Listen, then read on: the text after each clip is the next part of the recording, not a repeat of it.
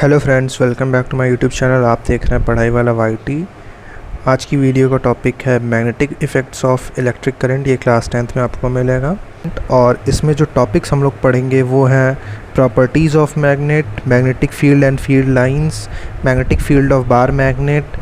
Bar magnet कुछ इस तरीके का होता है, आपको पता होगा। इसमें नॉर्थ पोल और साउथ पोल होते हैं, तो इससे जो मैग्नेटिक फील्ड जनरेट होती है उसके बारे में पढ़ेंगे। साथ में magnetic field due to a current carrying conductor, then magnetic field due to a current through a straight conductor, right hand thumb rule, जिससे कि हम फील्ड लाइंस की डायरेक्शन को पता करते हैं। then magnetic field due to current through circular loop, circular loop में कैसे magnetic field बनती है उसको भी देखेंगे। and then factors affecting magnetic field of a circular current carrying conductor।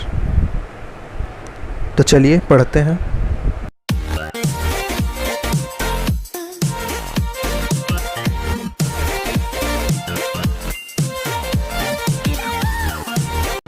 तो सबसे पहले हंस क्रिस्टियन ओर्स्टेड नाम के साइंटिस्ट थे। इन्होंने क्या किया कि ये इलेक्ट्रिक कंडक्टर सेटअप लिया और इसके पास मैग्नेटिक कंपास ले गए, ठीक है। और जब मैग्नेटिक कंपास ले गए तो इनको इसमें डिफ्लेक्शन मिला। क्या मिला? डिफ्लेक्शन, ठीक। ये डिफ्लेक्शन क्या प्रूफ करता है कि the electric current through the copper wires had produced a magnetic effect, ठीक है। मतलब ये जो कंडक्टर है इसमें मैग्नेटिक फील्ड प्रोड्यूस हो रही है, इसकी वजह से इसमें हमें डिफ्लेक्शन मिल रहा है, ठीक। ये निडल डिफ्लेक्ट होकर इस तरीके से हो रही है, ठीक। So we can say that the electricity and magnetism are linked to each other, ठीक। अब आगे और चीज़ें हम देखते हैं इस चैप्टर में।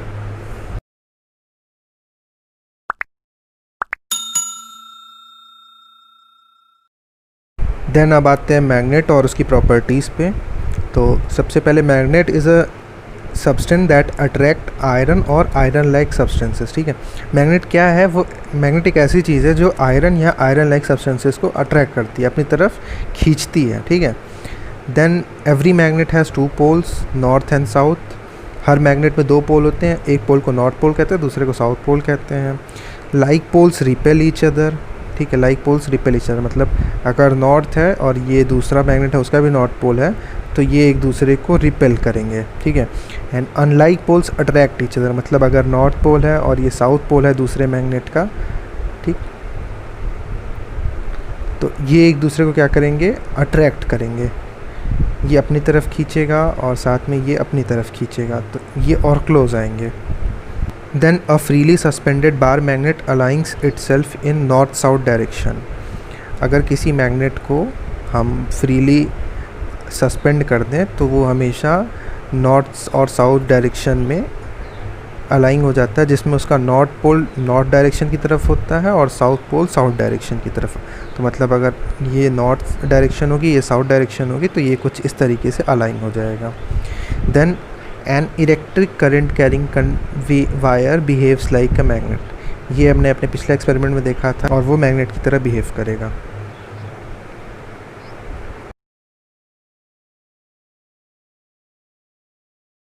Then what is magnetic field? The next question arises.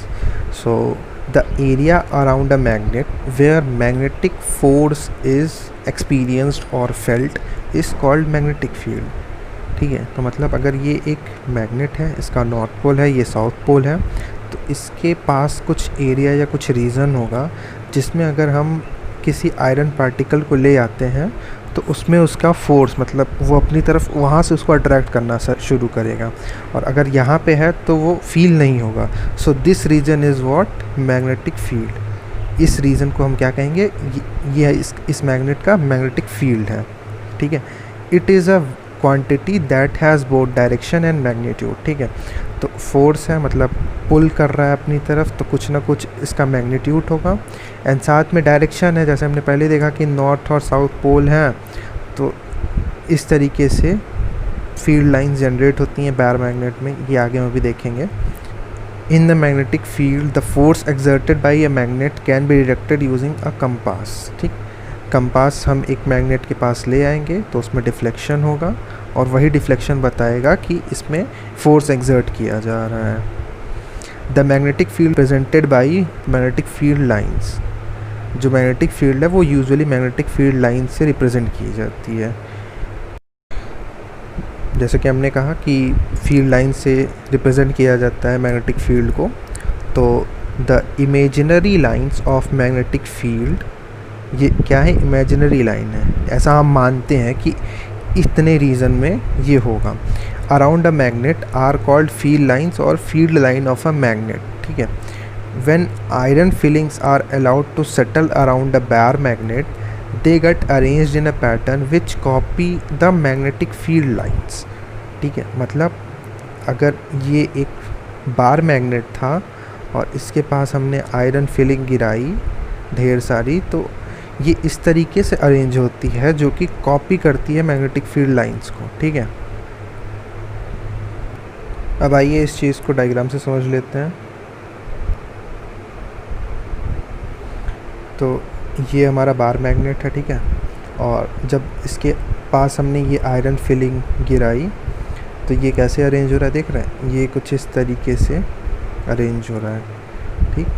तो ये अरेंजमेंट ही ऐसा है जो कॉपी कर रहा है किस चीज़ को, एक बार मैग्नेट के फील्ड लाइंस को कॉपी कर रहा है। Then direction of field lines outside the magnet, that direction of magnetic field line is taken from north pole to south pole, ठीक है। मतलब outside it is north to south, and inside the magnet the direction of magnetic field line is taken from south pole to north pole, ठीक है। मतलब inside south pole to north pole. अब इस चीज़ को diagram से देखते हैं। ये हमारा साउथ पोल है, ये हमारा नॉर्थ पोल है। हमने देखा है कि outside it is north pole to south pole, ठीक। ये चीज़ आप देख रहे हैं कि ये फील्ड लाइन यहाँ से निकल रही है, जैसे ये नॉर्थ पोल यहाँ से निकला इधर, then it is in south pole, मतलब north pole to south pole it is outside, and inside it is south pole to north pole. These field lines are south pole to north pole, this is inside.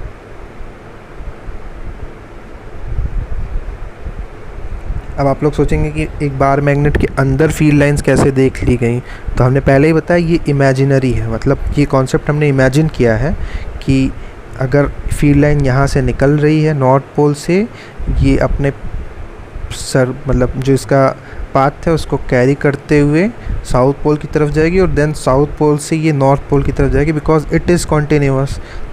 इसकी property ये है कि ये continuous है, तो south pole से इसको north pole आना ही होगा वापस से। देन आते हैं strength of magnetic field. The closer magnetic field lines show stronger magnetic field and vice versa, मतलब जितनी क्लोज मैग्नेटिक फील्ड लाइंस होंगी उतना स्ट्रॉन्गर मैग्नेटिक फील्ड होगा, और जितनी दूर दूर होंगी, जैसे ये दूर दूर हैं, तो इनमें मैग्नेटिक फील्ड कम होगा। ये वाइस वर्सा का केस है। और जहाँ पे बहुत क्लोजनेस होगी फील्ड लाइंस की, वहाँ बहुत स्ट्रॉन्ग होगा मैग्नेटिक फील्ड। इसको डायग्राम से देखते हैं। जैसे यहाँ पे बहुत क्लोज लाइंस है, ठीक है, या यहाँ पे बहुत क्लोज हैं, तो यहाँ पे मैग्नेटिक फील्ड क्या होगी, बहुत स्ट्रॉन्ग होगी। और ये दूर दूर हैं, तो यहाँ पे इसके कंपैरिजन में वीकर होगी, ठीक है। देन देखते हैं properties of magnetic field lines. The magnetic field lines do not intersect each other, ठीक। सबसे बड़ी चीज़ ये है कि ये मैग्नेटिक फील्ड लाइंस एक दूसरे को इंटरसेक्ट नहीं करती। अगर ये इस तरीके से है, ये नॉर्थ पोल, ये साउथ पोल, तो ये कभी इंटरसेक्ट नहीं करेंगी, मतलब अगर ये यहाँ से निकल के इस तरीके से नहीं होगा, ठीक है। It is taken by convention that magnetic field line emerge from north pole and merge at south pole. Inside the magnet their direction is from south pole to north pole, therefore magnetic field lines are closed curves, ठीक है। कहीं से भी ये open नहीं है। ये अगर नॉर्थ पोल, ये साउथ पोल, तो हमने पहले से ये चीज़ मान रखी है कि ये नॉर्थ पोल से चल के साउथ पोल एंड देन अंदर की तरफ साउथ से नॉर्थ, इसलिए ये क्लोज्ड कर्व बना रही है, कुछ इस तरीके से है, ठीक है।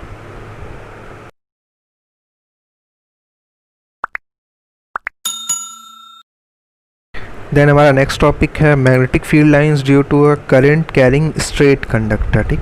स्ट्रेट कंडक्टर अगर इस तरीके का है समझ लीजिए, और इसके एक पोल को हमने बैटरी के पॉजिटिव टर्मिनल, एक पोल को नेगेटिव टर्मिनल से कनेक्ट कर दिया, तो ये हमारा स्ट्रेट कंडक्टर हो गया।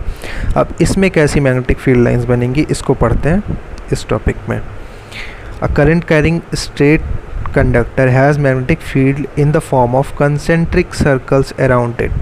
अब ये concentric circles कैसे हैं, ये हमें कैसे पता चला? तो हमने क्या किया, एक स्ट्रेट कंडक्टर लिया, ठीक है, इसको फिर से वही पॉजिटिव टर्मिनल और नेगेटिव टर्मिनल से कनेक्ट किया, एंड देन एक बोर्ड लगा के इस पर क्या किया, आयरन फिलिंग्स ड्रॉप कर दी, ठीक। अब ये जो आयरन फिलिंग्स हैं ये कंसेंट्रिक सर्कल के फॉर्म में अरेंज हो जाएंगी, ठीक है, और इसी से पता चलता है कि एक स्ट्रेट कंडक्टर के अराउंड कंसेंट्रिक सर्कल में मैग्नेटिक फील्ड होती है। Then the direction of magnetic field through a current carrying conductor depends upon the direction of flow of electric current. Electric current की फ्लो किस डायरेक्शन में है उस पर डिपेंड करता है इस मैग्नेटिक फील्ड लाइंस का डायरेक्शन, ठीक है। और वो कैसे डिटरमाइन होता है? The direction of magnetic field in relation to direction of electric current through a straight conductor can be depicted using right hand thumb rule. इस डायरेक्शन को पता लगाने के लिए जो रूल है वो है राइट हैंड थंब रूल या फिर मैक्सवेल कॉर्क स्क्रू रूल। ये दो रूल से हम मैग्नेटिक फील्ड लाइंस की डायरेक्शन को पता कर सकते हैं।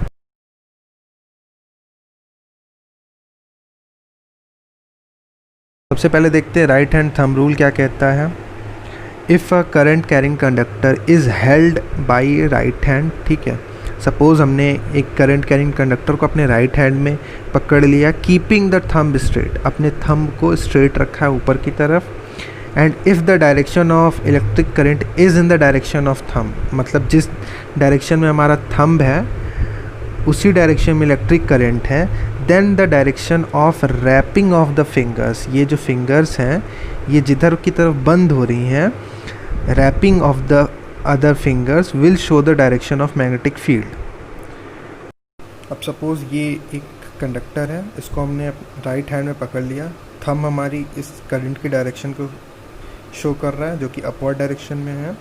तो राइट हैंड थंब रूल के अकॉर्डिंग जो फिंगर्स जिस डायरेक्शन में बंद होएंगी, ये एंटी क्लॉकवाइज बंद हो रही हैं, तो ये मैग्नेटिक फील्ड लाइंस की डायरेक्शन होगी।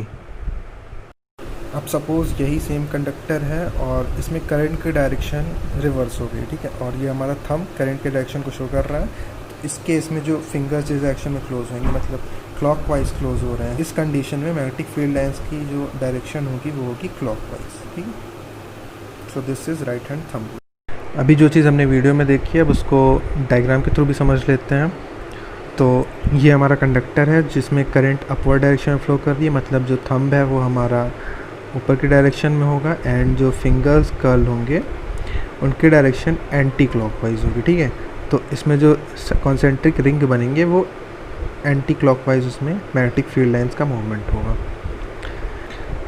देन नेक्स्ट केस में जो करंट का मूवमेंट है वो डाउनवर्ड डायरेक्शन में हो जा रहा है, तो इसकी वजह से फिंगर्स की कर्लिंग क्लॉकवाइज डायरेक्शन में होगी और मैग्नेटिक फील्ड लाइन जो कंसेंट्रिक सर्कल्स हैं उसमें डायरेक्शन क्लॉकवाइज मूवमेंट होगा।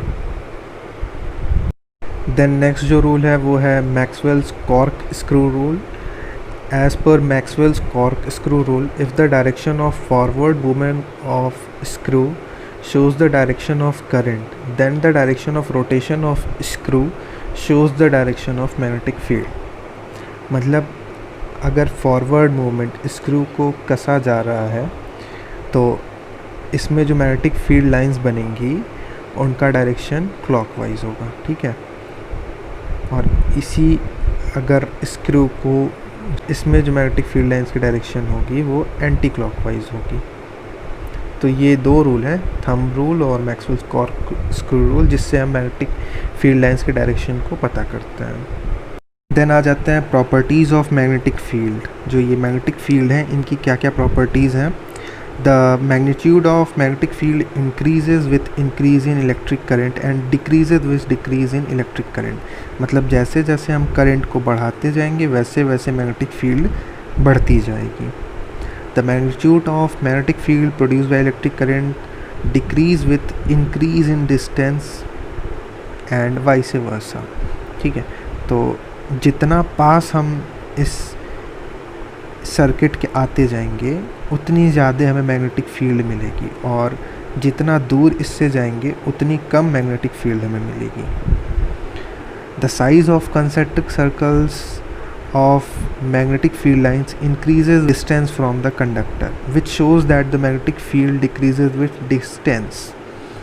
मतलब अगर ये स्ट्रेट कंडक्टर है और इसमें कंसेंट्रिक सर्कल्स में मैग्नेटिक फील्ड लाइंस बन रही हैं, तो इसका मतलब ये है कि जैसे जैसे डिस्टेंस बढ़ती जाएगी वैसे वैसे इसकी साइज़ भी बढ़ती जाएगी. अब यहाँ पे इतना ही था इसका, देन यहाँ पे इतना हो गया कंडक्टर से, फिर ये इतनी बड़ी साइज़ का. तो ये शो ये करता है जैसे जैसे हम डिस्टेंस बढ़ाते जाएंगे वैसे वैसे मैग्नेटिक फील्ड डिक्रीज़ करती जाएगी. Magnetic field lines are always parallel to each other. अब आप कहोगे कि सर्कल के केस में पैरेलल कैसे, ठीक है. तो अगर दो कॉन्सेंट्रिक सर्कल ले लें और इसके छोटे से पार्ट को देखें, और छोटा इतना पार्ट किया, ठीक है. अब इसमें और एक फ्रैक्शन करेंगे तो एक ऐसी सिचुएशन है कि जहाँ पे दोनों आपस में पैरेलल दिखेंगी, ठीक है. तो the magnetic field lines are parallel to each other in this वे.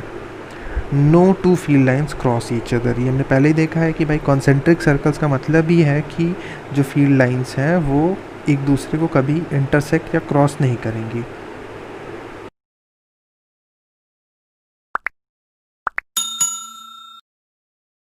अब जो हमारा नेक्स्ट टॉपिक है वो है magnetic field lines due to a current through circular loop, ठीक है. In case of circular current carrying conductor, the magnetic field is produced in the same manner as in case of straight conductor. ऐसा क्यों है? अगर ये हमारी circular loop है कुछ इस तरीके की, तो एक पॉइंट पे ये दोनों स्ट्रेट कंडक्टर की ही तरह एक्ट करेंगे, तो इनमें भी मैग्नेटिक फील्ड लाइंस वैसी ही बनेंगी जैसी एक स्ट्रेट कंडक्टर में बनती हैं. पॉजिटिव टर्मिनल इधर, नेगेटिव टर्मिनल इधर, ठीक है. So this is why it is said that the magnetic field lines produced are in the same manner as in case of straight current carrying conductor. The magnetic field lines would be in the form of concentric circles, ये हमने देखा ही है, around every part of the periphery of the conductor. जो conductor का periphery है इसके हर part में concentric circles की तरह मैग्नेटिक फील्ड लाइंस बनेंगी, ठीक है. आप कहीं पे भी ले लेंगे आपको कॉन्सेंट्रिक सर्कल्स ही मिलेंगे मैग्नेटिक फील्ड्स के. Since the magnetic field lines tend to remain closer when near to conductor, so magnetic field line would be stronger near the periphery of the loop. Magnetic field line tend to remain closer when near to conductor, मतलब conductor के पास जब हैं तो close रहते हैं, और जैसे जैसे डिस्टेंस बढ़ाते जाएंगे वैसे वैसे मैग्नेटिक फील्ड लाइंस दूर होती जाती हैं. तो इसका मतलब क्या है कि जो मैग्नेटिक फील्ड है वो स्ट्रॉन्गर होगी कहाँ पे? एकदम इस लूप के पेरीफेरी पे, एकदम पेरीफेरी मतलब इस लूप के एकदम पास में आपको बहुत स्ट्रॉन्ग मैग्नेटिक फील्ड मिलेगी. On the other hand, the magnetic field lines would be distant from each other when we move towards the center of current carrying loop. अगर ये current carrying loop है, ठीक है, और इसके सेंटर में चलेंगे तो इस तरीके से कुछ हमें फील्ड लाइंस मिलेंगी, ठीक है. तो ये जब इसके सेंटर में जाएंगे तो देखेंगे कि दूरी बना के हैं, ठीक है. Finally at the centre the arc of big circles would appear eight straight line. क्योंकि इंटरसेक्ट करती नहीं है तो एक ऐसी कंडीशन रहेगी सेंटर में जहाँ पे आपको ये स्ट्रेट लाइन जैसी फील होंगी. The direction of magnetic field can be identified using right hand thumb rule. इस सर्कुलर लूप में हम डायरेक्शन मैग्नेटिक फील्ड की राइट हैंड थंब रूल से पता करते हैं. Let us assume that the current is moving in clockwise direction in this loop. इस loop में करंट के डायरेक्शन क्लॉकवाइज है, ठीक है. The magnetic field would be in anti clockwise direction at the left side of the loop. अगर ये left side है और ये राइट साइड है तो लेफ्ट साइड के केस में क्या है, जब करंट की डायरेक्शन लूप में क्लॉकवाइज है मतलब इस तरीके से करंट फ्लो हो रही है, तो अगर ये वाले पार्ट को देखें तो इसमें राइट हैंड थंब रूल लगाते हैं तो ये हमारा थंब करंट की डायरेक्शन को शो कर रहा है और इसमें जो फिंगर्स की क्लोजिंग है वो एंटी क्लॉकवाइज है. तो इस वजह से the magnetic field would be in anti clockwise direction.